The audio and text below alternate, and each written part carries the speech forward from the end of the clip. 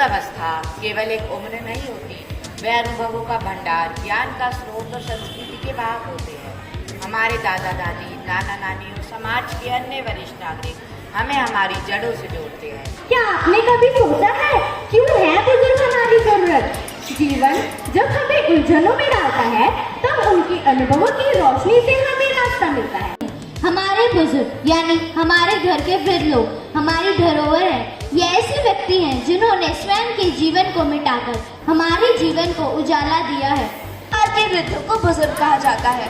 वे हमारे लिए एक वृक्ष के समान होते हैं जिसकी शीतल छाया में हम सुकून पाते हैं। वे ऐसे व्यक्ति हैं जिन्होंने खुद एक समय का खाना खाकर भी हमें 3 समय का खाना खिलाया है। वे हमारे अतीत के सजीव दस्तावेज हैं जो हमें सिखाते हैं कि जीवन को कैसे जीना चाहिए। वे हमारे सच्चे मार्गदर्शक हैं। साथियों, जब हम धरोहर शब्द सुनते हैं तो हमारे मन में ऐतिहासिक इमारतें, पुरानी किताबें या परंपराएं आती है। पर क्या हमने कभी यह सोचा है कि हमारे घर के बुजुर्ग, हमारे दादा दादी, नाना नानी हमारे सबसे जीवित धरोहर है। आओ अब हम सब मिलकर सौर ऊर्जा को अपनाएं, अपने देश और पर्यावरण को स्वच्छ बनाएं। धरती माँ की पुकार है ये, ऊर्जा का नया आधार है ये। सूरज से जो मिले उजियारा वही भविष्य का आधार है ये। सूरज हमेशा चमकता रहता है और हवा हमेशा चलती रहती है। प्रकृति की शक्ति का दोहनी वह ऊर्जा है जो हमेशा बनी रहती है। सूरज है जीवन का आधार, इसी से होगा पूरे देश का उद्धार, इसी से होगा पूरे देश का उद्धार।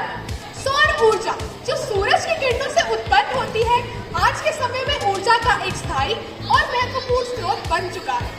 हमारे पारंपरिक ऊर्जा स्रोत जैसे कोयला, पेट्रोलियम और गैस न केवल सीमित हैं बल्कि यह हमारे पर्यावरण को भी बहुत नुकसान पहुंचाते हैं। पृथ्वी का रखो मान, सौर ऊर्जा है वरदान। और याद रखना, खोया तुमने वो नहीं है जो गुम हो गया, कि खोया तुमने वो नहीं है जो गुम हो गया। खोया तो तुमने वो है जो तुमने किसी और चीज को पाने की होड़ में गवा दिया। हम एक ऐसे युग में जी रहे हैं जहाँ बिजली हमारी हर जरूरत से जुड़ी है, चाहे वह घर की रोशनी हो, अस्पतालों की मशीनें हो या फिर घर की रोशनी क्यों ना हो, हम हर चीज में बिजली का इस्तेमाल करते हैं। अभी हिंदी भाषण प्रतियोगिता हुई जिसमें कनिष्ठ वर्ग और वरिष्ठ वर्ग दोनों के विद्यार्थी प्रतिभागियों ने भाग लिया और सबने बहुत अच्छी प्रस्तुति दी।